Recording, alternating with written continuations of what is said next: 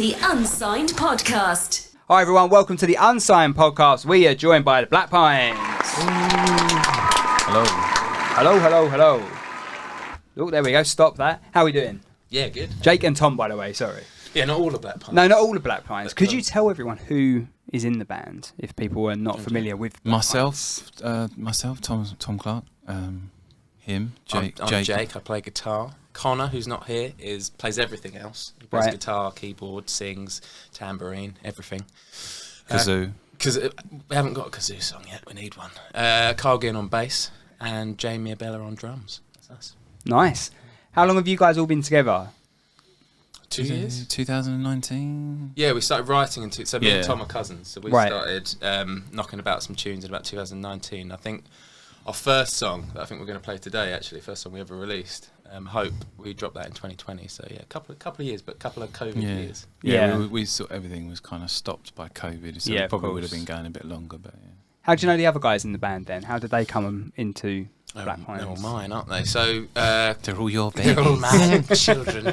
I was in a band called Searching Alaska with... I've been there.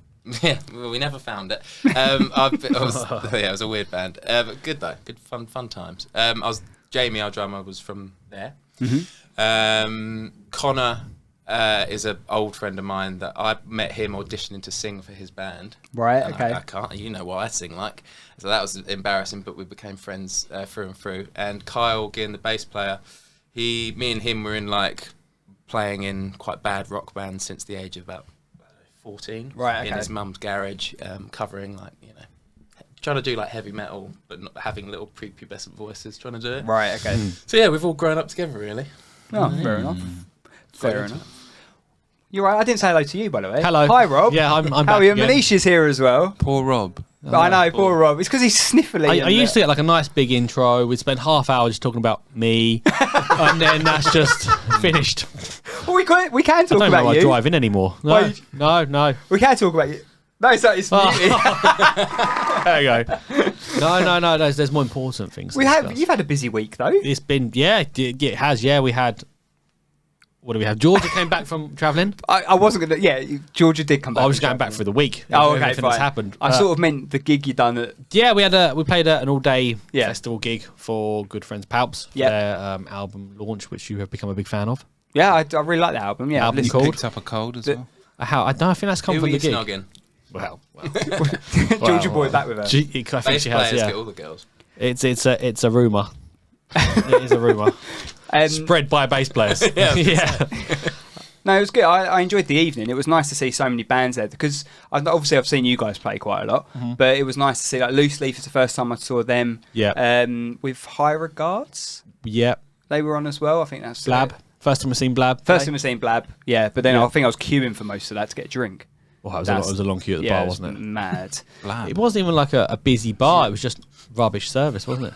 Well, I don't know. It was sort of so it was in the Alex at Southend. It was Palp's album launch. And downstairs, the bar and the football was on. And then upstairs in the loft was where the event was. But the bar up there was shut. So every time you wanted to drink, you had to go downstairs. But there was a lot of people upstairs, wasn't there? So they would have made a really good amount of money if they left. Absolutely. Yeah, if they put the bar on upstairs. But first time I've been to that venue. Yeah, I've only done Chinnery's in Southend. Yeah, It's nice bar, the Alex. I've been there a few times. It's Yeah. a good vibe in there. Yeah, no, it was all right. It was the first time I've been there, but it was the loft was pretty good. Chinnery's we went to as well, didn't we? Saw Skinner Brothers. Yeah, really good. Oh, they follow us on TikTok. Do they? I've only just checked him out, but he seems like a very nice chatty lad. Apparently Therapy are playing at Chinnery's soon. Who are they? Yeah. An old band. Old band from my youth. No, old band from the 90s, late 80s, Oh, wow. 90s. Yeah, Yeah, Chinnery's is just a rock, isn't it? It's just always been there and hopefully always will. Yeah, no, it's a great venue. Been there a few times now, but we went and watched the Skinner Brothers, and they were supported by Lucettes and San Quentin on last Wednesday. That's a good gig. Yeah, it was a really good gig. Mental. Yeah, it was mad, wasn't it? I've never seen a lead singer come on within the first Literally straight away. 10 seconds, looked at the crowd and went, "This is shit. This is dead. Fuck this." Put his guitar down, jumped the barrier on the stage at Chinner. He's like leapfrogged it over, took the mic with him and went, fuck you, fuck you, fuck you, and then she grabbed people by the collars and pulled them close to the front of the stage. Jesus. And I was thinking he's gonna get a smack. We were stood back going, fuck off. That's quite bold in Southend. Well, we had a show the other day where... Didn't we play with San Quentin? At that festival we're not allowed to talk about. I think everyone within Chelmsford, Southend area played the festival that shall not be named. Yeah, we'll get But it was, there. But yeah, we played this show at Strong Room Bar, which is across from where we record. So it's a recording studio and a bar. And they never have bands on. Thank you. I was thinking that. Well done. They never have bands on there, so we were a bit worried about doing it. Right. And we got there, and Tom just couldn't fit on the stage, so you were just walking around the crowd for the entire thing, weren't you? Which I think survived. I actually really enjoyed it. Yeah. It's quite nice. I can't imagine you were as aggressive as... I didn't punch anyone. Like a holiday camp singer. Oh, mate, it was... I've never seen that before. It was when he was literally grabbing people by the shirt and putting them and closer. his hype man as well. Were they quite an aggressive band? Like, the thing is, right? Were they if you a punk listen band or no, they're not. Like you listen they're really to, good. They're sort of like how would you describe? They've got a bit of Jamie T vibes, aggressive indie. Yeah, Jamie T vibes, a bit of early Arctic Monkeys. Like and there's if you watch their TikTok and Instagram and stuff like that, there's no bullshit with them whatsoever. He literally just says it as it is. Yeah. But if you listen to their tracks, you don't necessarily feel like I remember you saying to me before we went, and you were like, oh yeah, it's going to be quite it's going to be quite full on, and I was like, oh, I've listened to the latest album. It sounds all right. Got there, I was like, fuck. It's just mosh pits, crowd surfing. It was when he was coming towards us. Like, I mean, he made eye contact. It was like, I'm bringing you closer. When he was on the mic cable, like you kind of like came tight, and you kind of like got pulled backwards. I was thinking, fucking hell, that was close. Yeah. They messaged me since though after that. They were like, oh, thanks so much for coming. So I was like, hopefully we wouldn't have got. Yeah, they really. Well, they sent us a message beforehand. Was like, loving your music. Hope to see you there. I was like, you ain't fucking listened. Well, not a chance. That's a copy and paste. I've listened to Admissions a lot because it got to the point because we formed in a time where we couldn't gig at all. I was like, right. When it got to the point where we could actually go out and do some shows, I was like, what is the scene like now? Who have we got? There is a breathtaking amount of Essex artists. Yeah, there's loads. Yeah, but it seems to be like when Nothing But Thieves broke, I was like, oh, finally something's getting through, and hopefully the next 5 years some other things happen as well. Because you guys play in London quite a bit, don't you? Yeah. Really, like recently. Yeah, so we're Islington Academy. We did. Yeah, that was a cracking show, wasn't it? I mean, we had we're all originally from Essex, mainly from Chelmsford, but Keys player lives in London. I live just about in London, so yeah, it's always been. And where we record as well, we record music in Shoreditch, so there's a little scene burgeoning there, which is quite nice to be able to dip into. Yeah, if we can be fussed with parking. Yeah, I know, it's a pain in the arse, isn't it? I went to Hoxton Underbelly the other week, and that was just a pain in the arse to get to. If you can't get the train there, you're fucked. And you've moaned about it since. I'll tell you what, every time I've seen you. I enjoyed the gig, it's just shit together. One really promising thing that we've noticed and we're starting to do more is, and we're seeing more London bands or people that want to play in London are doing, but people are putting their own gigs on now and booking their own venues and setting their own ticket prices and we've done that a couple of times now, and it's been really successful. Yeah. Is that what you guys are doing at Chelmsford in December? No, but we always do that in Chelmsford. But the Hotbox are quite kind, and they'd sort of let us do that to a certain extent. And I suppose they know. I mean, every time we played that, I think we've pretty much sold it out. So they've done really well on drinks and stuff. But we did like the Shoreditch gig. Strong Room. We booked the venue. Got paid a sound man, paid the woman to sit on the door. We had just come off the back of like the worst like cowboy promoters. Like if you've ever about them, there's a dime a dozen. But we'd just done a show and pretty much sold out. Actually, I won't say the venue, but the percentage we were getting from it was just shocking. So the guy that came to that, who sort of runs Strong Room and works there, was just like, come put a night on and reap the benefits and have a big party. And that's testament to Hotbox. Like they've always been that for us, because I think there's always like a scratching each other's back kind of thing, because I think those venues are like few and far between now, those grassroots venues, and I think if really want them to stay there, and if they go, it's up to the bands as well to try and put on nights, I think. Yeah, I think so. We put on an event a couple of weeks ago at Hotbox, and we had a few. We had the Great Leslie, who were Woodford, but sort of mainly in London. We had Charlie Baker, who's from Essex, And we also had Hawk the band, who are originally from Ireland, but they live in London. So we had quite a good lineup, but it just didn't. We had it at Hotbox, but it didn't like take off for some reason. We couldn't figure out really the reason why. But it was like trying to get from what we do on Future Hits and Unsigned and on here. It's, you know, we've got a certain following, but not as much as the bands would have. So it's quite difficult, sort of being the promoter in that essence, being like, right, how are we going to get people through the door? If it's you guys putting on a gig and it's Black Pines and then with support and you're the main sort of draw for that, I imagine that obviously that's on you guys to then get people through the door. I was going to say, like, I mean, you might have already done this, but like generally, I think if you get one good local band that haven't played in the area for like maybe 2 months, 3 months, you know, and then get them. Give them, you know, put a little bit of onus on them to get as many people in. I think that's. You saying we're a good local band? No, I'm just saying any good local band that has a history of drawing in 50, 100 people, whatever. Yeah, I think we're still used to and then pepper the other acts around that. Yeah, I think any bands gets to a stage, don't they, where they start and it might just be one or two. It's certainly not a lot for us, but when you start seeing actual fans come and wearing your t-shirts and stuff, there's just it's rare when it happens, but when it starts to happen, it's great. But you can't then get lazy with, you know, getting your aunties, uncles, cousins, everyone there as well. Like I think we still always almost treat it like a business as well when we're doing shows, because it makes the support look good, it makes everyone look good, and the venues. So I think if it's about not getting too pompous and being like, yeah, if they come, they'll come. But like, you know, sending those messages out and, you know, going a bit mad. It's quite difficult. What do you expect from a promoter? That's a good question. Yeah, it's a very good question. But that's not even on the list. I know. For me, it's to actually promote the night, and that doesn't mean one Instagram post. No, but we've done so many shows where you just know they've not promoted the show properly. They might have put a banner up on their Instagram, or, you know, but not like what I would call proper, you know.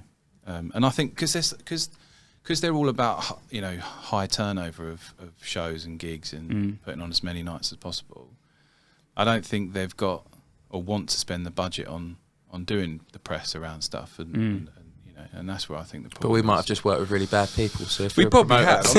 I'm not saying that all bands.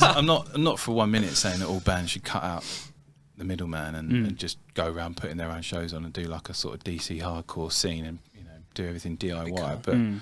But it's I do think there are at a certain level on the London scene, the Unsigned level. On the Unsigned level, it's very difficult. It's very difficult unless it's someone who's still really grassroots and still believes in what they're doing. And I think it's difficult trying to toe that line a little bit, because like the main thing for us is the radio, is the podcast, and then we dip in and out of events as and when we feel like we can. We've done 2 in May, which went quite well, and then the one the other week was a nice event, but we didn't have many people in the door, did we really? No. So it was one of those. It's all a learning curve for us. But the whole concept behind doing the events was to complement the Unsigned sort of brand, really, and trying to get, you know, video done the night, photos done the night that everyone can use, mix to get the audio recorded, get that mix, everyone use that. So I've tried to work it in a slightly different way with the events. And the quality was so it might just be a time thing as well, because the quality was remarkably good for your did one at, I think it was A Canteen or something, and I saw like the live thing of that. It was a quite young band on it, and it sounded great. Yeah. So you're putting the quality in, but it's a fickle thing, isn't it? Getting people to shows, and I've found where social media is so loud and social media owners want you to pay to be seen on the feed and stuff, the best thing to do is to direct message and build that. You know, if you're working with a team of 5-piece bands, there's 3 bands, that's 30 people, including your team as well. If you're all then messaging 20 people that you definitely know, you know, would be in the area and stuff, you know, you start getting, it's, you know, it's a lot to do, but you get 100 people quite quickly, I think. Yeah, it's difficult. Which is build up like guilt and relationships. That's what it is. Guilt people into it. That's what I do. Yeah, well, that's what we probably should have done. I think it's a case that with my first 2 events we did for Unsigned, we managed to get quite a lot of people through the door. We were averaging like 50, 60 at both of those gigs. We didn't hit that at the last one, did we? But do you reckon it's because of the day? The day? The day of the gig. Not really, because the other 2 were midweek as well. See, for me, I've worked, I don't know. Yeah. Midweeks can be difficult. Depends on the town. If it's in London, midweek's great. Because people are alcoholics, so they go to work and then they go for enough. That's the social thing. But in Chelmsford, where you've got a lot of different fields, I think people look forward to the weekend. Midweek's often good for like industry as well, because a lot of industry guys go out looking at in the week, and at the weekend they want to go out and actually That's not what work. we did with Strawberry. Yeah.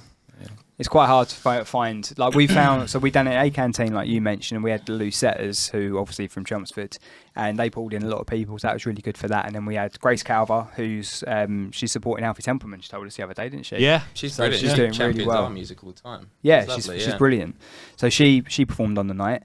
And then we had High Fly, who are also quite local, and then we had the Ariston, who came in from Surrey, and they came up. So we had like a couple of locals and that, and then at the South End gig we had Under One Sun, who were from South End, and then we had Good Health, Good Wealth, who are sort of mainly in London, but they've got family in South End as well, and they brought fucking loads of people. Brilliant. So that all worked quite well, but it's just the event. I mean, I just got so fucking stressed out, didn't I? I know. You tell us I'm a really every week. week. Couple, I love it. Every week we go in here. Sorry, go on. No, sorry, I'm interrupting. Slag him off. I was just going to say, me personally, but we're all as a band really big fans of Hotbox. I think it's a really, really well-run venue. Great people, and I know they've had some difficulties, and it's been up in the air whether they might go or not. But there was actually one point where they were thinking about going to somewhere bigger. And I think that would be incredible, like with a bigger stage and more capacity and stuff. But really could. I think at the moment, the way the world is, I think it's just consolidating difficult. Where you are, isn't it? And just buckling down and hoping for the best. I think it's really difficult for them because when I was dealing with them for this gig, it was like, how is it? Oh, well, yeah, it's all right. You know, we could do with. And then like a few weeks later, how is it? Oh, yeah, we've had a few really good nights. Yeah, we were all right. So I was like, oh, good. It's a growing thing. Yeah, exactly. And it's just mental in there. Anytime I go in there, I see something new.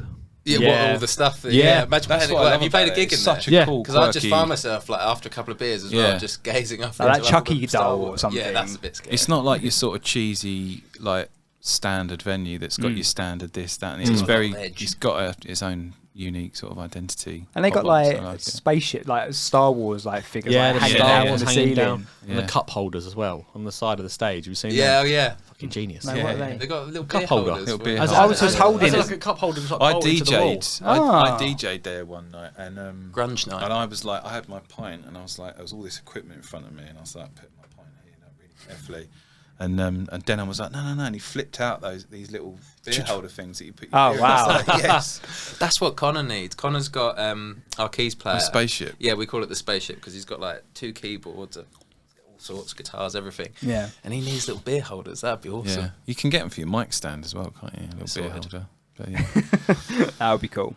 Right, we've got some quick fire questions for you. Emphasis on the quick. It's never quick. It's never we've quick. had people come in here that it's a quick. If we say something really bad, can you cut it out? No, we don't cut it out. Great. If you just say something, we're happy. Yeah. It's that kind this of. cuts through any media training, doesn't it? Oh yeah, we don't need that. No, cool. Best gig you've ever had? How are we doing this? You can Sam and I. Whoever does it quick. Well, we've ever had. Oh, that we've ever had as a band. That you've ever had as a band. Okay, start again. Oh. Okay. There is no restart. No, answer it again. Okay. Best gig you've had as a band? London Islington. Islington, yeah, I was going to say that, yeah. What is a song you wish you wrote? A mainstream song that you wish you wrote? Katy Perry Firework. My Sharona. What? Katy Perry Firework? Okay. We were talking about that on the way here. That chorus. Yeah, it's a big chorus. It is a big chorus. I just didn't expect you to say Katy Perry. You said quick. Yeah, all right. Sorry, I won't go into anything. What is the writing? This isn't a quick question. What is the writing process? Bearing in mind, it's 5 of you in the band. Yeah, how does argumentative. No, it's good. We have like a really sort of odd bastardized way of like writing songs, which is, and we all write the songs like in equal, pretty much in equal measure, but it will literally be like, it could be anything from me coming up with a vocal melody and hand claps, which sounds really weird. Which is the hardest thing to work with, by the way. And then, so they have to work out what key it's in first. Right. And then they'll put the musicality to that, and say it's a verse and a chorus, or a verse and a pre-chorus, or whatever. Mm-hmm. And then they'll then go away and finish it, or it'll be the other way around. They'll write something, or Jake will write something, or Connor will write something, or whatever. And and then it'll work backwards. Sometimes we write by voice note. We did when we were in lockdown. We actually wrote songs via voice note, which was quite difficult. I imagine loads of me driving down the road and singing something like a vocal melody and singing a drum part and going, I've got this idea, and singing a bass line or something, and then someone trying to interpret it the other side. Yeah, it's stressful, but it's good. But it means like I think if any of us were to be more like dictator about it and write the songs and say deal with it, because we've tried that, it just sounds like all of our other projects that came before that were just not as good. And I think what makes our songs why I quite like them is they're a really good mashup of somebody pulling it in this direction, pulling it, and I think it took us a good few records to be at peace with that. Right. And now I think the later stuff that we're writing, certainly the EP we just released, but even more so the tracks that are coming soon, I think we're all just like, that's our sound. We're getting out of our own way a lot more. And so I think, easy. Yeah, and I think we've got good at noticing when we aren't doing that, and noticing that the songs don't sound right when we don't do that. I think when one of us tries to go, no, I'm going to write a whole song, and then you're going to learn it, we're like, no. But we're starting to learn, I think, and we're starting to appreciate that that's not Black Pines. Black Pines is when we all kind of there's more enthusiasm for the song when it's all of you involved. Yeah, and I think to be fair, I think they sound better as well when you've got that much critique going on, and we're quite harsh on each other's ideas as well, so they have to be good. So I think everyone kind of need to do that a cappella thing again though, because that was how we wrote Chains, which I think is our best song, and that was you going like that was me doing and I was my like, I think that's E minor. Ed Sheeran impression. Yeah, that was it. Or Justin Timberlake impression. Yeah, who's successful? They've done quite well. Yeah, all right. Same with you, with your writing process? Is it a case that you really guys is, all argue? if someone's got an idea, they bring it in, we work on it. There's no, you can't have an idea, but you can. It's more, if you've got something, let's roll with it. Yeah. It's the best way to be. Yeah, unless it's Kirsty, then we then you don't listen to Kirsty. Ain't broke. She's too busy singing with Paps anyway. Fucking snake. Give it. How long have you been together? We've been playing since school together. All right, but we've done like cover bands before this, so this was our first. I hate the phrase, but original stuff. Yeah. Kind of thing. So it was all cover bands beforehand. So we're cool. fairly familiar with each other. Yeah. We're still learning how to do covers, aren't we? Today's like, going to. I think you've got to be. And this puts loads of pressure on us for later because I don't think we've done it, but making a cover your own and doing it well is such an art form. I think. Especially when people the way a lot of people consume music is go, that reminds me of this, and you sound like about 3 different singers anyway. It's like, he sounds like Hosier and Chris Cornell and Jeff, which are all great singers. Don't get me wrong, but I think it's. But then it gets plagiarised. Yeah, and then too much. Who are you? Much like someone, and you can't think. It's weird, but. Right, we will do so. Melody or lyrics first, or is it a mixture? Melody first. Melody first. Yeah, only hand claps. Yeah. Oh, sorry, this is quick Sorry? fire, isn't it? No, you're I fine. find it really difficult to push a lyric into a melody. Right. Unless sometimes it happens. I think if the words are written really well, but I always melody first. Melody first. An artist. Bless you. It was coming. It was going to happen at some point. It's a good job we're in an aerated space. Yeah. If you go and watch that back, there's like 5 minutes of me going. We'll just zoom into you. An artist you should love but you don't.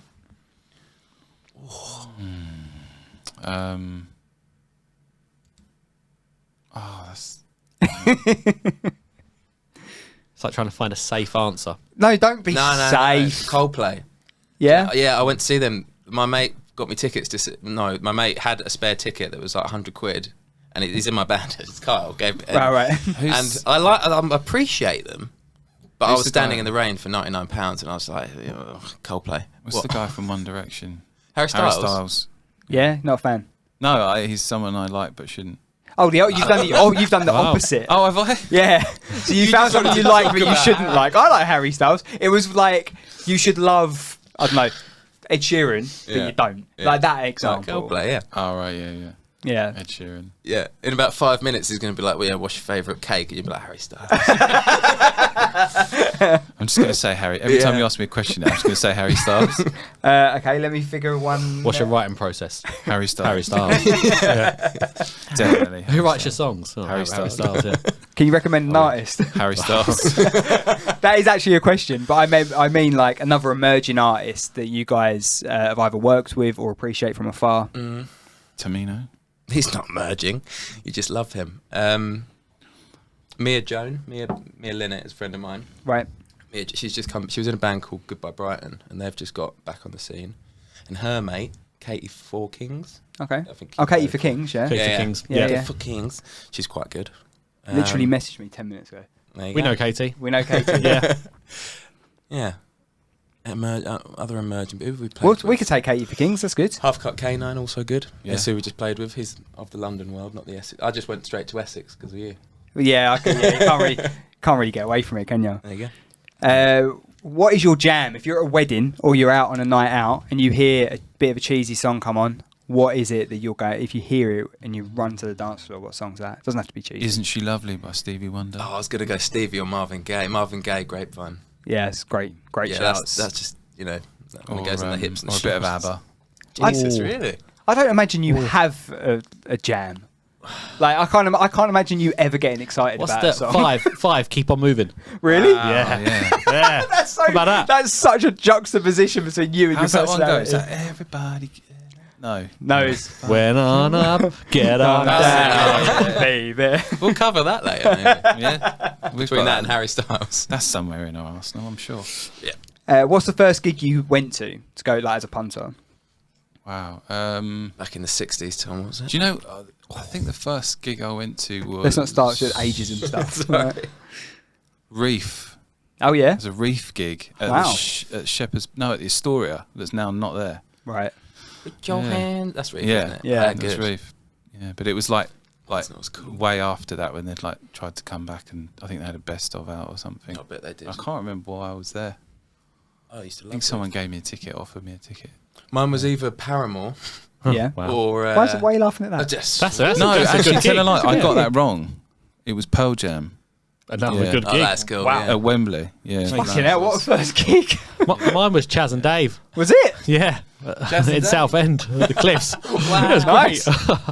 Yeah, it was either Paramore or a band called The Automatic. Who did Right, that okay. one. Monster. Yeah, Oh yeah, yeah. that was a good one. I think they done V Festival. Well, I think I probably saw Yeah, them. probably. Probably saw everyone at V Festival. What else we got in here? First single you bought. I know this. Go on. Harry Styles. Informer by Snow. Who? I'm not sure I know It's that. like Informer, stummy on the blend. Oh, Lick your yeah. boom boom down. whoa. Yeah. You're a different Yeah, person. I was then. like, I think I was about 8, something like that. Mine was the Evanescence album on. Oh, was it? Yeah, it was either that or Busted because I had a Walkman about that time, Right. 90s, and no, well, it would have been 90s, would it? It would have been early 2000s. So yeah, it was either Evanescence. I was listening to that album literally a couple of weeks ago. I told You was, about yeah, you it. was really enjoying it. I was loving it again. It was taking me back to being like, I don't know, 17 or whatever it was. Wasn't your Disney album? No, he always right. Whenever this is why I don't write all the songs. Is because we did it before he came here. I was showing him this melody. It's like, it's really good, but it does sound a bit like Frozen. That's what we need. Biggest inspiration? Harry Styles. Hey! 100%. Probably Jeff Buckley. Yeah, Yeah. Well, I'm gonna be cheesy and say my dad because he showed me all the music. Really, that's fine. actually, he was quite a big inspiration because Yeah, it's me. Just say me. yeah, okay, because he's my older cousin. I remember at like parties, he was like, I remember you vividly being like, "What's your favourite band?" And I was like, "Muse," and you were like, said something like, because we like Muse, don't we? But you were something like space opera bollocks or something. No, I said they were good. Now they're space opera. That's the one. But that was just because I was angry at the And time. then that you they'd done that. then you were like, "Be nice and sad, Jake," and he gave me Jeff Buckley's Grace album, and that changed my life. So yeah, Tom, you're my biggest inspo. You and Harry. You're welcome. Talking of artists changing it up a bit, what you were saying about the band you just mentioned, what just make of the new Arctic Monkeys? Oh my god! Did you see our TikTok video today? I did not know. I was driving home the other day, so like, I like the Arctic Monkeys, and I think they're genius. I was driving home the other day, and I heard face paint or body paint, Body whatever paint. it is, and it was so. It shocked me so much how like it's so left field of what they normally do. I sent him this impression of the song in a voice note, and at the end it went, "What the fuck's happened to the Arctic Monkeys?" And you turned it into a TikTok. And it's got like 6,000 views, I think, in the last 24 hours. But it's singing. Of deception and subterfuge. You walk into the room like you're a lover's luge. What the fuck has happened to the Arctic Monkey. Talking about that. There you go. Content. That sounded rehearsed. I mean, we talked about it on the way here. I'm all it's for great, it. Though. Actually, when I've listened to it 3 times now, and it is actually really good. Yeah. I'm obsessed with it. I really like it. Yeah, see, that It's really surprises me as Beatlesy. well. Like, it goes very sort of Sergeant Pepper's at the end, Yeah. isn't it? It's really stringy and... But I loved the Hotel Tranquility Base, whatever it was. Yeah, the that last was album. like that that. was so good. Yeah. Thing is, I think once you've... So I like the album. Yeah. Yeah. I saw them play it live on their tour. And it's a completely different album to what you think you're listening to. So when you see the live version, it's a bit more rocked up. Yeah. And you go, these are bloody good songs.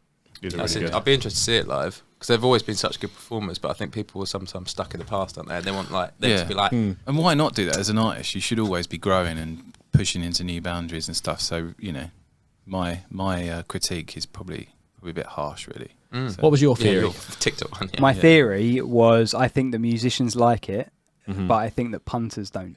yeah. That's bang. I The think punters that- just want another you look good on the dance floor. Yeah, don't exactly. they? Yeah, but I know, because I'm I'm obviously not a musician, but I think that a lot of people, like you were saying, like the nostalgic part of it, of going back to the You first see what couple they're of doing, albums. but also part of me is still got the punter voice, and I'm like, right, an aggressive No, I indie song know. as well. No, I know what you mean. I also think as well when you're at that level, I think you can just do what you want, and then you should be able to just do what you want, really. You know?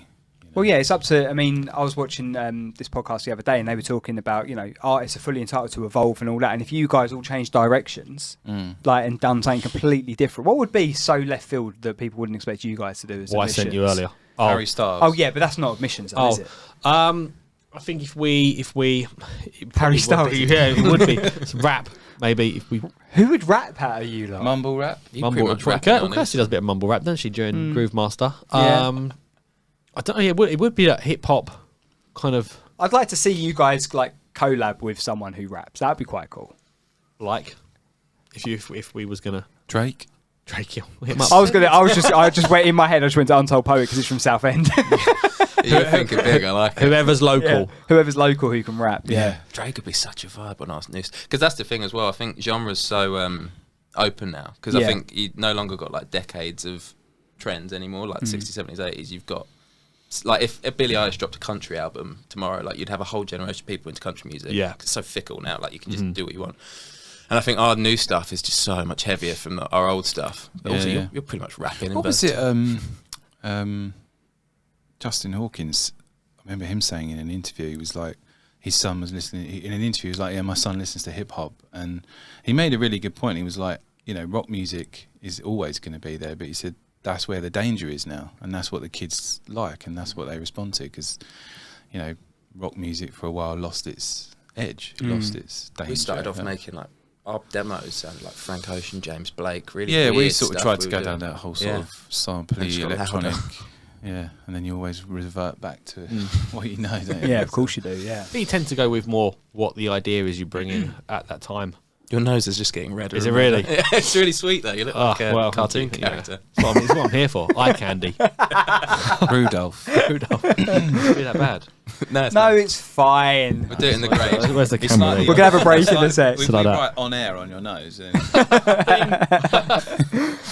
What's one thing you changed about the music industry? You mentioned bad promoters earlier, but it doesn't necessarily have to be about What would we gigs. change about the What would music you change about the industry? music industry? Like the streaming services. Yeah, yeah, definitely. Like Yeah. even if being able to sell a CD, like manufacture it and sell a CD just to make some sort of profit. Just the was so the easy. monopolised way in which, especially streaming, definitely. How would you change streaming? Oh, it'll be impossible.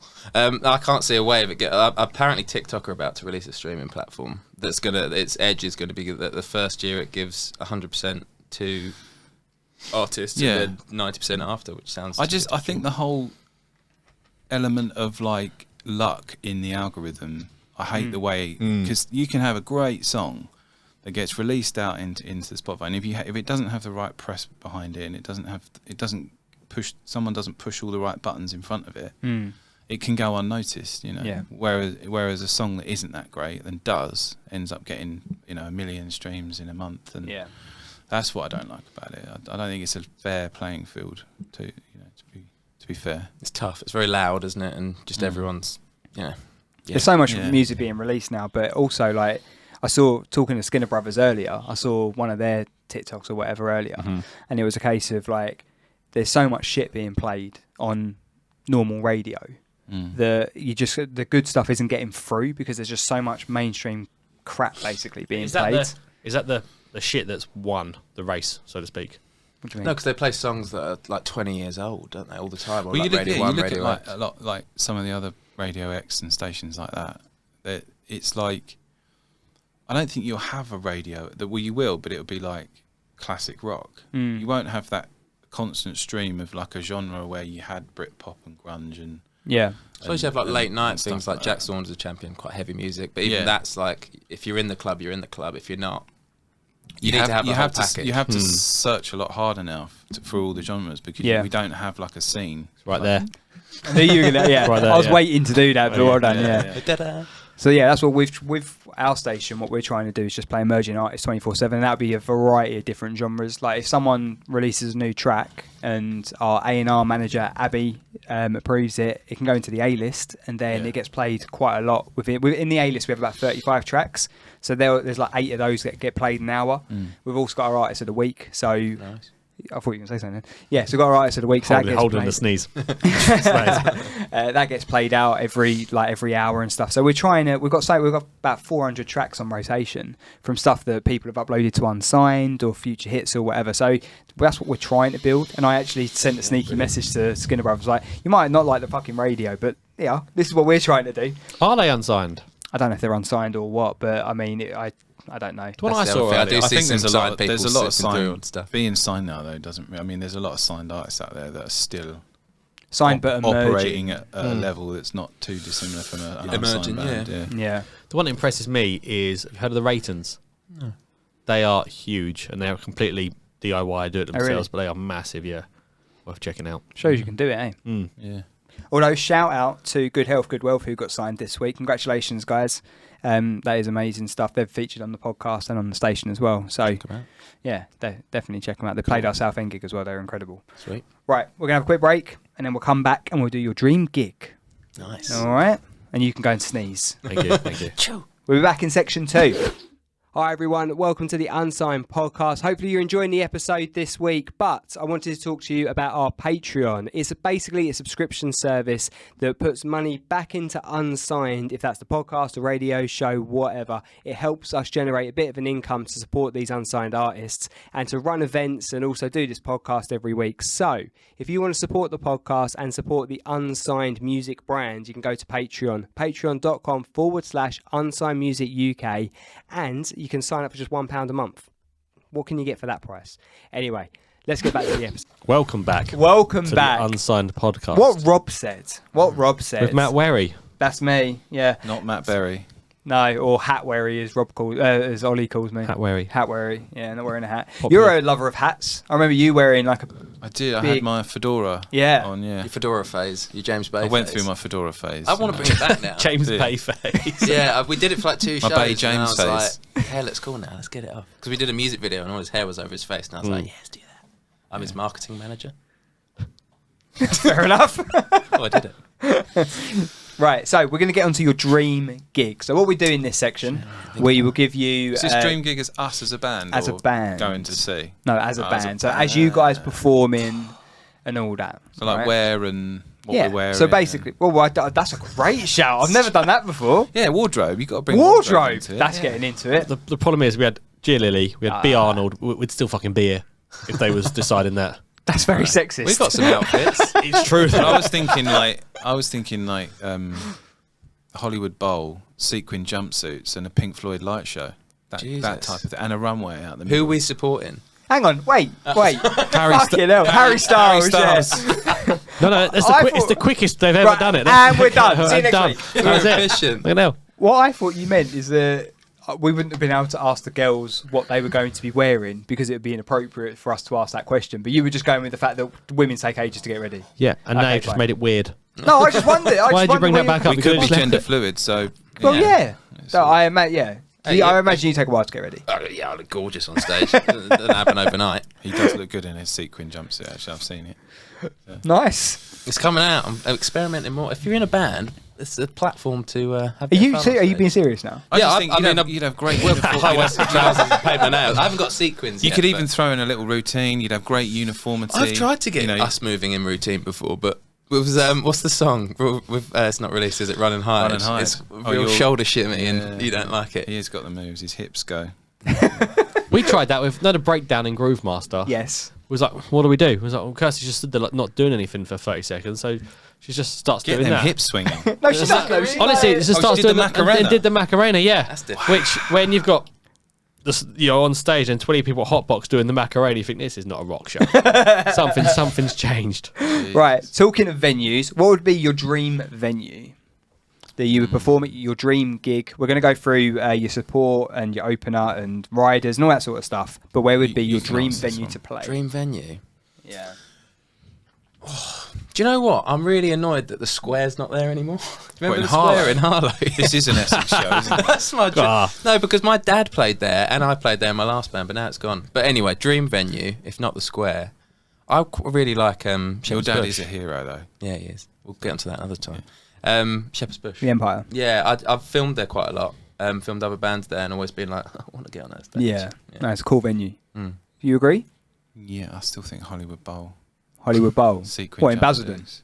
Oh, sorry. Does it have to be in Essex? No, it doesn't have to be in Is that Essex. like a stadium? Yeah, in America. So where like Prince played? Well, in Hollywood.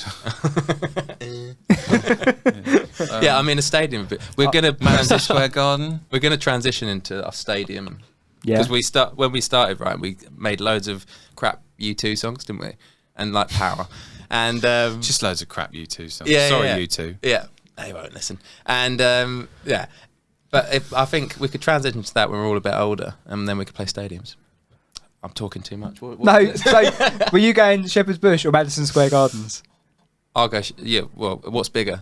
Well, Madison Square Gardens. Hopefully the same place, otherwise I'll be a bit lost. It won't be a No, gig. to be fair, I suppose Shepherd's Bush Empire, you're still gonna That's achievable. You're still gonna feel the audience. We were meant to be playing. You still that, have that remember? connection with the audience. Yeah. But Looks quite still. grand. Yeah.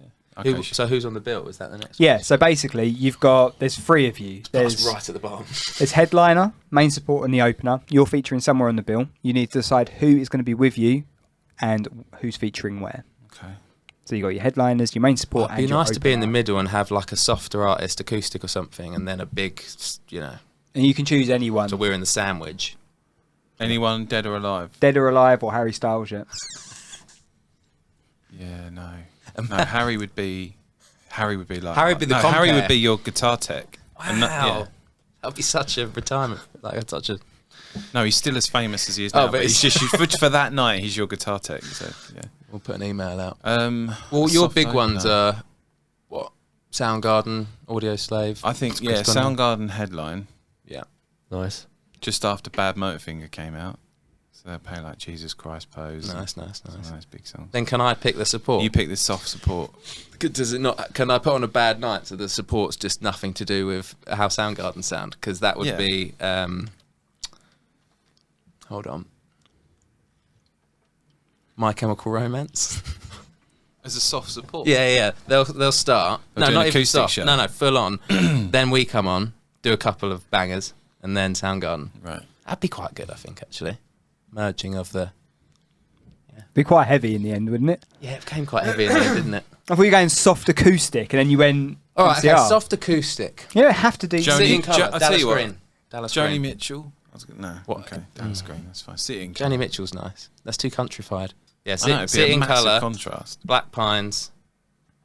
What are they called? Soundgarden. What are they called? We're doing an Audio Slave song, aren't we? Here we are. Talking of cover tracks, what cover track would you do at your dream gig? Bearing in mind you said you haven't Fireworks done many. by Katy Perry. Oh. Yeah, you would do that justice. Do you know what? Jokes aside, I think Harry Styles' Watermelon Sugar High is a bop. Do you know the middle eight of Fire and Stone? We wrote quite drunk in the studio, and that sounds a lot like the melody from that. They did. Yeah. So I was like, try this out, and then left the studio in it. Harry Styles. It's a bit of a thing, isn't it, tonight, Harry Styles? He is a bit here. He's sponsoring the It's episode. like he's here. He's going to walk in a minute, isn't he? Let's pay for his track to go under the podcast. I'm sure that'd be all right. You can pay for it. Put in a word. Who would be your special guest to duet with? If you could bring someone out on stage to duet with, if that's from a musical perspective or a singing perspective. Cool, wow. I'd probably have to go with Jeff Buckley, I think. Yeah. Or maybe a girl would be nice. I was going to say, I think maybe Bjork. Wow. Yeah, I'd just be happy with that. I'm not bringing another guitarist out. Your face then, I hope we got that on camera. You literally climaxed. I was brought up on like Bjork. My mum and dad love Bjork, so. She's got a mad voice. I was going to say Grace Slick from Jefferson Aeroplane, but either or. See what we can get. No, that'd be awesome. Yeah. I ain't getting another guitarist. See who's around, see what we can get. See who fancies it. Harry. I'll text her and see what she's up to. What would be on your rider? You can have a choice each. Would be waiting in your dressing room for you when you get to the Empire. What would be on your rider? You joke about your Greek mezzanine. What is it? Turkish meze, room temperature orange juice, a sherry glass full of purple M&Ms. Why room temperature orange juice? Because you're about to go on stage and sing. You don't want to chill the old vocal cords. Are you talking orange like proper or like Tropicana, like orange juice? No, or it's got to be freshly squeezed. Oh right. Oh. Yeah. Okay. By people's feet Careful. as well. Yeah, I was going to go weird. Yeah. Yeah. And stuffed olives, but they've got to have the peppers in them. Right. Yeah, very middle class. This band. Yeah, I don't like olives. I quite like a massage. Okay. But I've just pulled my neck, so that might be just a now thing. But I think a massage before or after. Before, and then just a hype guy to be like, do you know what, you look great. Who would your hype guy be? Harry Styles. Oh, fuck off.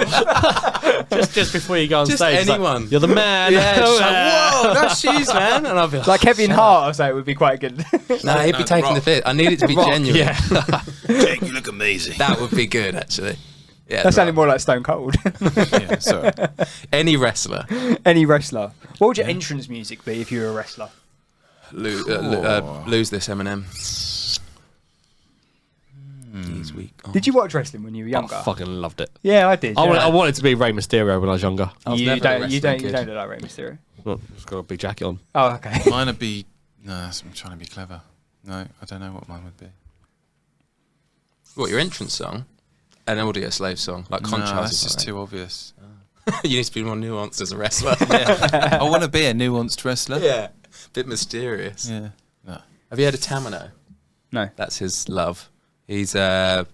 singer-songwriter. He's a Egyptian, Belgian Oh, wow. solo artist who's coming up. Very atmospheric music, though. Probably not wrestling friendly. Yeah. Fair enough. Yeah. Made it moment. What would be your made it moment, or have you had one yet? I know you mentioned earlier about people coming in, singing your songs, wearing your merch, all that sort of stuff. But have you had one yet? Your like made it moment? I don't think I've had one yet. Walking into Sainsbury's. Is this hypothetical, or did this happen? This is it. I've thought about this for a long time. Walking into Sainsbury's. Yeah. Set your goals high. No. Yes. Walking into Sainsbury's. And you're doing your shopping, and you think, oh, I need a wee. And you go to the toilet, and the music playing in the toilet while you're doing a dump. Sorry, this is really... You need a wee and a dump. Is your own music. Like fucking ASMR, whatever it was. Yeah. When I'm doing a piss. Yeah. Well, so that's something along those lines. Why not or Waitrose? No, I know what. You know when you ring up your bank and it's like, can I have a loan? It's in India, and what's playing back to you is a really cheesy lift music version of one of your songs. Oh, right. that would be my made it moment. Fair enough. This is so weird. You mentioned in the break that you guys were on the Liverpool playlist, the Liverpool FC playlist. Yeah. The Liverpool FC. So when you're at a Liverpool game, they have a Spotify playlist. So that'd be pretty cool. If you're in Anfield going for I'm not sure if you... No one's a Liverpool fan. Yeah, that's a shame. None of us were Liverpool fans, and we never ever went to one of in the playlist. Fuck you. Liverpool. I'm proud. Nice. Yeah, it's straight after You'll Never Walk Alone. Yeah. That would be cool though, wouldn't it? If I'd be buzzing. Yeah. I'd be well happy, yeah. I'd tell everyone. I'll give you... the old manager's Duncan's number. Yeah. Yeah. You'll sort it out. Honestly, if that happened, I'd take my guitar for I'm done. Finished. Like, that's hang just to know, like, you had a tune blaring out at Anfield. Yeah. It pissed me more off that I wasn't there to hear it. I was just told afterwards. Yeah. Yeah, we did. I think it's hard to live in the moment and be like, oh, this is a happy moment. Like this is because it's so easy to be cynical. I think we're quite a cynical band. I think Right. like we'll do some like when there is a happy moment, like we've got another monthly listener. We'll be like woo, but then that'll be fleeting. Right.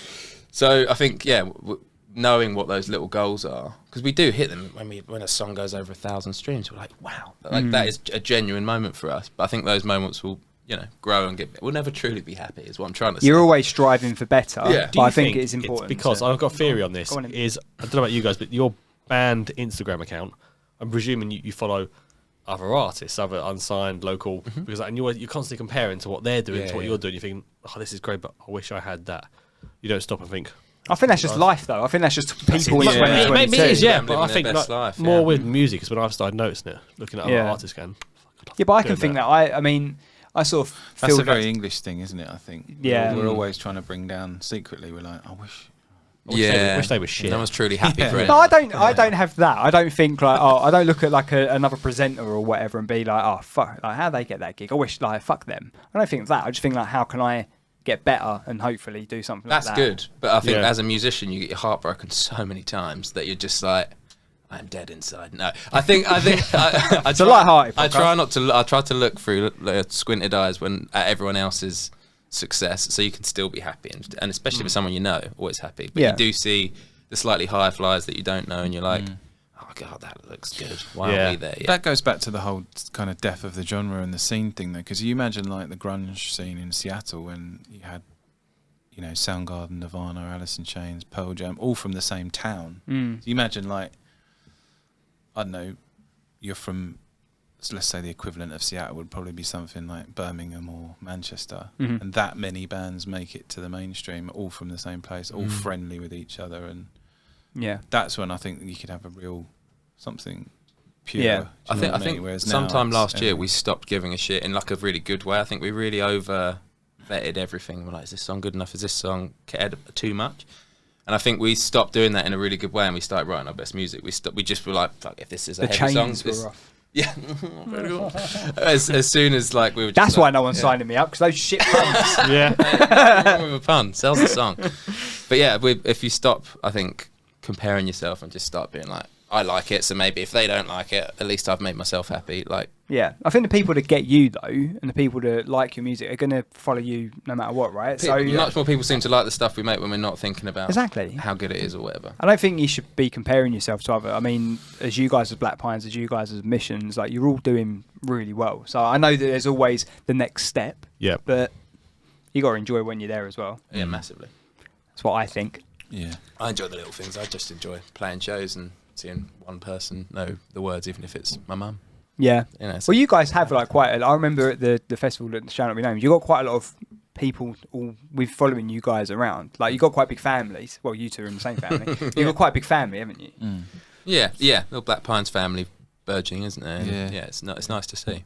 I think as well, just like a band is a band, and no two bands I think are the same. And I think you should be happy for other bands, because like we're friends with bands who are nothing like us, but yet we're happy for each other, because and it's like you can compare success, but I don't think you can compare the music, if that makes sense. And that's what it's all about. It's really important to have other friends doing the same sort of journey as well. You can also help each other through it, can't you, and advise each other at certain things, or avoid this or try this or whatever.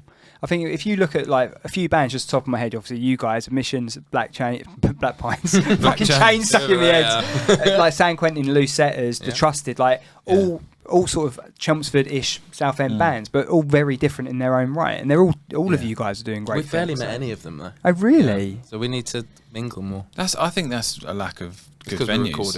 Well, that's Essex venues, are few and far between. Aren't they? We're doing more.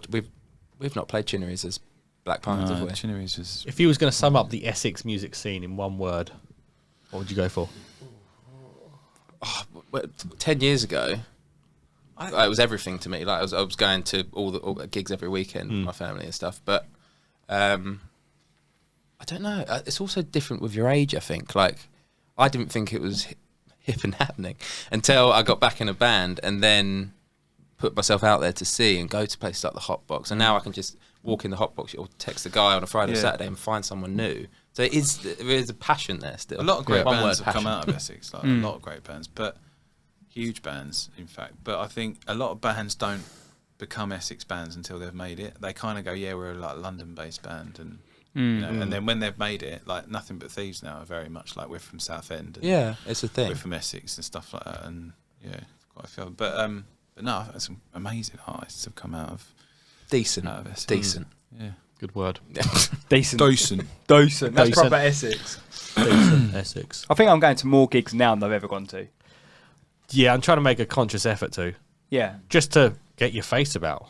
It's a big networking thing. Yeah. I mean, like we know obviously Louise Parker, and she's like brilliant at going out and networking with people and chatting to a load of different people while she's there. Yeah. It's definitely I think it does more for your own music as well. Not that you should be going for a selfish point of view, but you end up chatting to the bands, then they then come to your gig to support you because you've been to theirs and vice versa.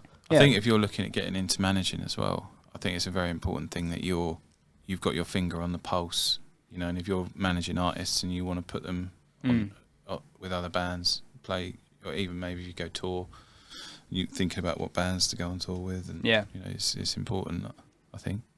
Yeah, definitely. Where's your after party after doing the Shepherd's Bush Empire? We had a large one at Shepherd's Bush. Sorry, Go wherever you want. Because I was like, where are you going with that this? strong room show, because our studio's next to it. Right, okay. We ended up at a big one after that. Shepherd's Bush after party. Yeah, you can go anywhere. Obviously, you can go anywhere. It's a dream gig. You can go to your after party wherever you want to go. I like chilling out, like going mad, but in a safe space, like not seeing too many people. So maybe just someone's flat. Do you know what I mean? 'Cause You just want to go home, don't you? Yeah, no, it's a thing. Like I had to get my girlfriend to take me out of venues after shows because you have that high of getting on stage. You taught me about this. I'd like to go home and have a hot bath Yeah, and literally. have somebody read me a story. Literally, you come off stage and you're a bit like, whoa, and you have all this rush of like friends and family and people you don't know, and it's exhausting, but it's lovely. Like if that ever gets bigger, I'll get better at dealing with it. I get that after a show, but it's like I need because quite often the minute you come off stage at a gig, everyone who's come to see you, your friends, family, they're your beers as they're well, all waiting just to talk get to you. hammered. Yeah, of course. And you're in this really weird headspace, and you don't want to appear rude. But I think I think you're right. You need like a spa after. So if we're talking like dream a gig, decompression chamber. yeah, if we go to Good. we just go to like a nice place. It sounds pretentious and really like no, but it's not like I don't want to speak to anyone. It's more like because what happens is if you come off stage and have all that social loveliness in one go, you end up getting absolutely rat-assed, and then you go home, you wake up the next day, and the best thing about this thing, which was the gig, the best thing about the night is just clouded in crap. So that's why I like having the gig was sick. Go home, digest it, go out with someone else the next day. Do you know what I mean? So we'll go to a spa after Shepherd's Bush. Fair enough. And then maybe just round Connor's. a spa retreat. Yeah. That's open at night. Yeah. Do you find that if Indian head massage, maybe? if you come back off a gig, off stage, off gig, it went wrong. I'm sorry, I said it wrong. When you come off stage, if there's a green room, you can sort of go or whatever you call it, go and have a bit of a decompression in there, can't you, before you go and see everyone? Does that help? Or is it still the adrenaline's just... You want us to say the spearmint rhino, don't you? No, it's not what I was saying at all. That's nowhere near what I was going at. I love a night out, but the venues we're playing don't have big green rooms. They're usually little cupboards, aren't they? Hang on, full of the other band's kit. Oh. Oh, we've run out of battery. Sorry. Oh, we dead. Or we just... Only on one. Only on one. Sorry. There we go. Keep going. Keep going. Camera 1, camera 2. And carry on. What was the question? Spearmint Rhino. Spearmint Rhino. Yeah. Is that a strip club? Yeah.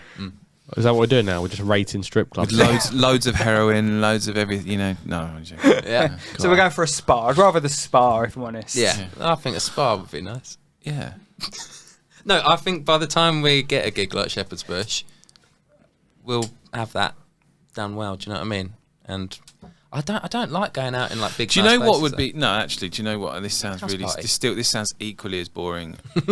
Leaving the venue, the minute you come off stage, car waiting, gone. You say goodbye on stage, come off stage, into a car, back out to like wherever, a bar or hotel where you've got some family and friends Yeah, nice. waiting, and Yeah. you go and and you go and have a drink with them and just wind down. To keep the mystery of it all. That's it. We're not 18. Absolutely. We've we've spent a good few years getting partying after. And not doing the opposite and coming off stage and getting wankered with your mates, and because that's it. I think deal with like all the weirdness of after a show. Because always more often than not, unless you've had an absolute shocker, which I definitely have on stage, the show's the best bit, and you kind of want to remember that. Yeah. Rather than go and make 10 mistakes. I want to remember all the mistakes you made. Yeah. Oh no, that is a different. What's the worst mistake you've made on stage?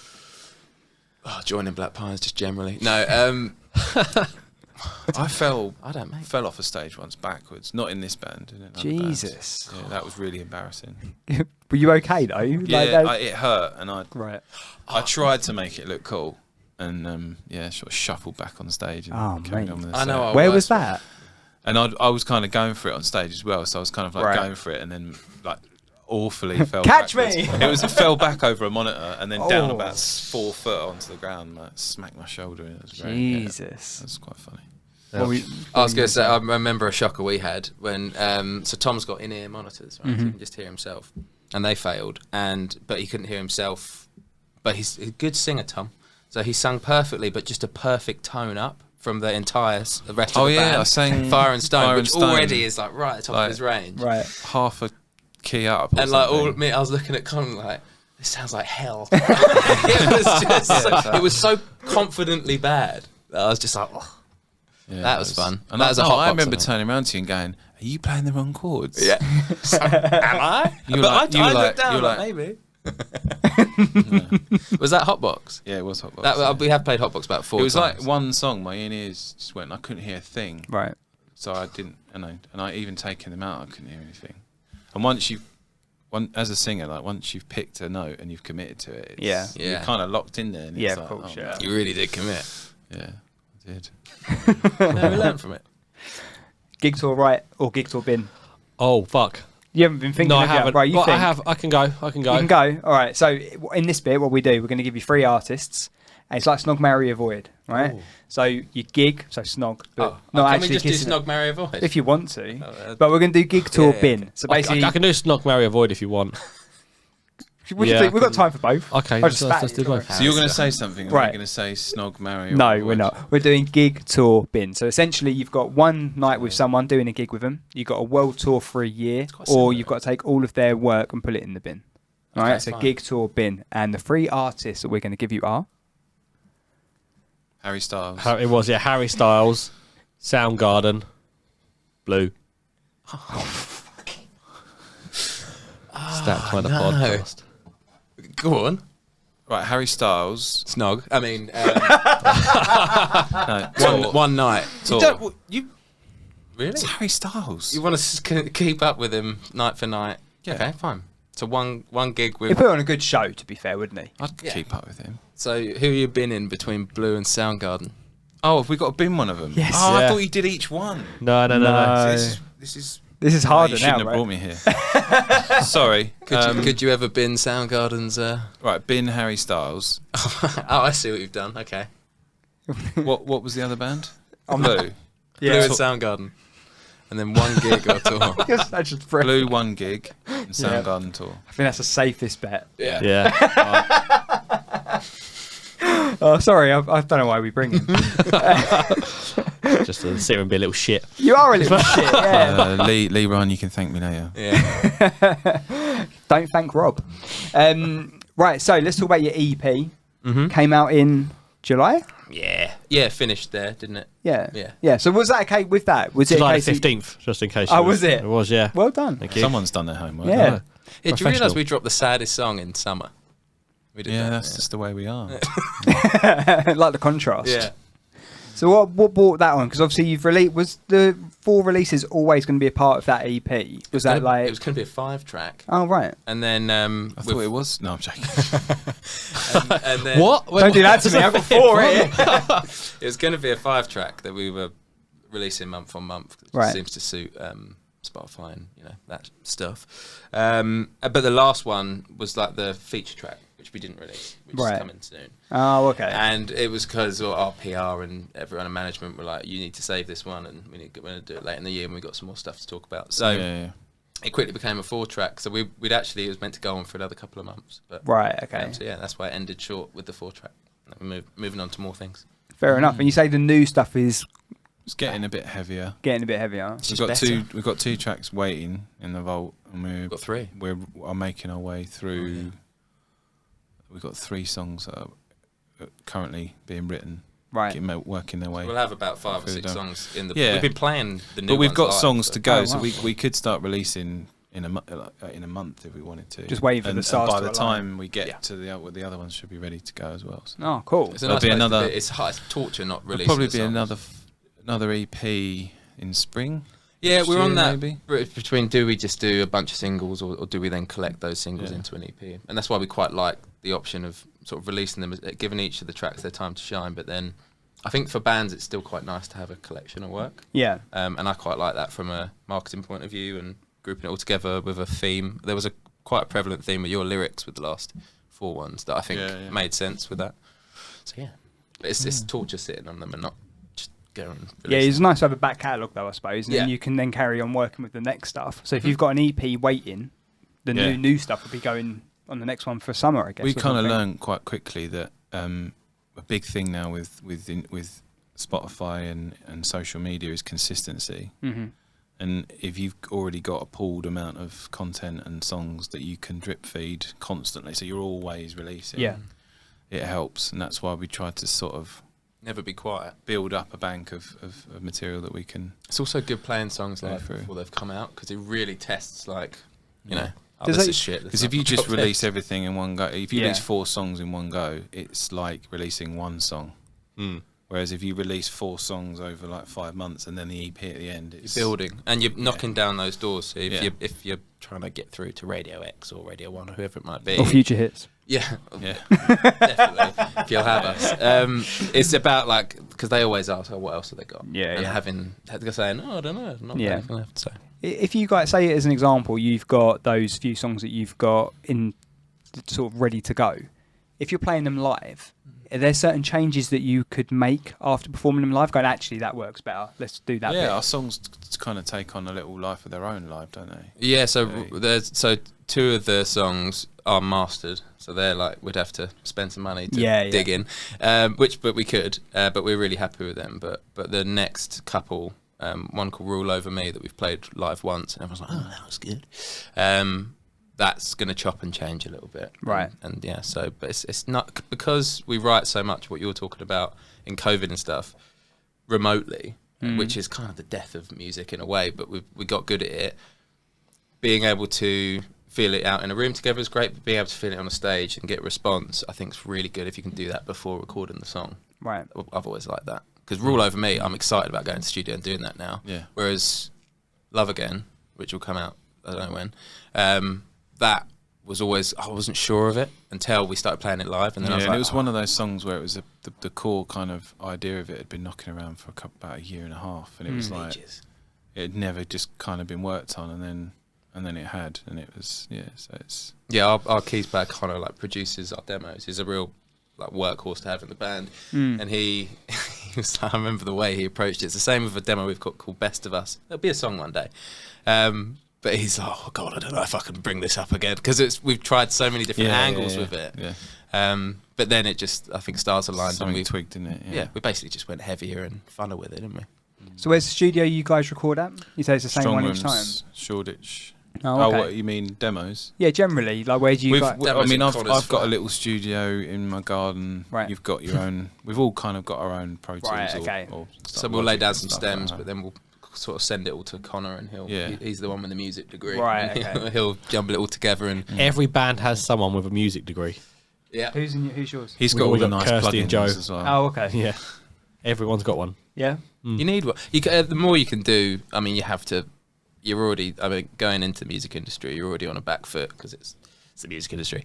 But you need to have helpers. You need to have someone that can create content and someone that is good at. You need to be double multi-talented, don't you? Yeah. Which we're not. Well, you can film and photograph and edit and everything else, can't you? So everyone's got their own bit, haven't they?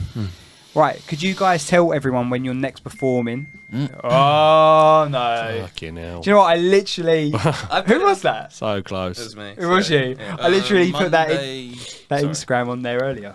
What was Monday the 19th of December, Hotbox, Chelmsford at the moment. Yeah, that's quite a while away. There might be some other shows coming up, but they've not been confirmed yet, so we're waiting on those. Yeah, hopefully some tours soon. Will there be a Christmas cover? Do you know what? I There got will, asked this yeah. the other day. What would We're you... teaming up with Noddy, aren't we? Noddy Well, I wrote a Christmas song that I don't think you're going to like, but it's called Crying at Christmas. So we've got maybe about that. It's just you and a load of tambourines and bells. It is. And, I'd had one too many Jack Daniels about 2 Christmases ago. And I was like, but it's quite nice. Sounds like a Teskey Brothers song. They're Well, good. one to look out for then. Yeah. We should do a Christmas cover. We've got to get it in now, though. No, we should just write now. a Christmas song. Don't do it today. Don't not on the spot. Write a Christmas song and retire. We did one. We covered Christmas rapping. Like the first year we started doing admissions. Yeah. For a laugh, I was like, we're going to cover Christmas rapping. It was shit. We sent it to BBC Essex. And every fucking year they keep rolling it back out. They loved it. And you listen to it, I'm like, oh, it could be so much better. That's like dodgy. That's really not Did great. your last band doing it? Mine did All I Want for Christmas Is You. No, we never. East Track West. Is last band better than us? Listen to No. East Track West. We were too self-indulgent. to do Shoegate, Christmas 3 guitarists all with 10 stuff. delay pedals. 4 guitarists and a bass player I that love played them. chords on his bass. Yeah. Well, there you go then. All going well for you guys. And are you having support on that gig at the 19th? Has that been decided? We'll probably or? choose a support. We normally pick a support, so yeah, that'll probably be Let's announced pick soon. some. I know a band. Yeah, we all know bands. Let's get admissions. Let's get the trusted. All those bands we haven't played with yet. We'd do it, yeah. Yeah, no, I think we would. Right, there you go. We'll They play would, with yeah. admissions. There you go. When is it? 19th. Monday the 19th of December. It's a Monday, but it's Christmas time, so everyone should be off-ish. When is the World Cup finished by then? Oh, do you know what? I haven't even checked the fixtures. You reminded me about it for this. Don't worry We'll about be it. on later, so it doesn't matter for us. Yeah. We will be crying. at Christmas. Aren't those? They're on in the morning, aren't they? Because of the time. No difference? idea. I haven't even looked at it. I think barely. There was one midday, then the others were in the evening. Oh, I was going to say, take day drinking to a new level, that would. It would. Right. Can you tell everyone where they can find you on the socials, please? Which camera are they looking down? Just not the middle one. Jake, you're the socials man. This one. Go on then. Camera 1, camera 2. We are, hi. Where can you find us? Instagram, black_pines_music. They're all different. Facebook, I think, is Black Pines UK. TikTok is Black Pines UK. What other? YouTube. Twitter. We're on Twitter, on YouTube. Just type in Black Pines, basically. Yeah. And they'll find you. Yeah. MySpace, OnlyFans, all of it. Go on in. Where are you? Well, we just go search admissions somewhere. If you search it into Google, we're not school admissions or COVID admissions. School admissions. It comes up. You're going to be very popular this month. Well, we're still getting tagged in Facebook posts from. There's an Indian Doctors Society in India somewhere that have a real close knit group. Right. And every now and then they try to do hospital admissions, and they tag us in it every time. It's really popular doctors. That could be really Facebook group in beneficial. India. Yeah, use it. Start writing about medical healthcare. Well, I have posted the link to our Spotify. You've got a few times. medications. You should just give them medications. Just drop that in there. Yeah. What else have I got? Our t-shirts are out now. Are they? Our first band t-shirts. It's been a long time coming. Yeah. They came out last week, so by the time this goes out, they're sold out. What price are you putting them up for? Because we're just a tenner. Oh, nice. Yeah, we're You'll bastards. sell more than us then in December. We went straight in for 25. We're gonna have a Christmas sale though. Wow. Let's start high. Got to make some bread. January sales. You're gonna. Organic cotton and recycled ocean plastic. That's us. I'm hopeful for that price. We went cheap and cheerful. I started looking. I got a bit over the top of it earlier. I started looking at quotes from this. You got really addicted to it. Yeah, I did. The pictures you sent through of just shit quotes. I was like, Just get Harry Styles. They were funny. I was like, I'll humour him, but Shit Harry Styles quotes. Yeah. That might work. Right, send those to me and I'll put them on the t-shirt. Done. If you're an unsigned... go on. get those at the Hotbox gig. Oh, right, okay, yeah. If you're an unsigned band or artist and you want to get your music on Unsigned or Future Hits, you can go to our website, unsignedmusic.uk. We have got podcast guests to line up until Christmas around the World Cup, so I need to double check the timings. But if you want to be on the podcast next year, get in touch with us on the socials, which is unsignedmusic.uk as well, to keep it nice and simple. I think that wraps us up. We're going to have a couple of acoustic tracks from you guys after this. You guys can watch those later this week. This drops on Monday, and then the acoustic tracks go a bit further in the week. Thank you very much for coming in, guys. No problem, really appreciate it. Rob, thank you very much. I'm going home to have a lem sip. Very nice. Oh, no. Very Rock nice. and roll. Cheers, Manish. Thank you. Thanks, everyone. We will see you next week. Bye. The Unsigned Podcast.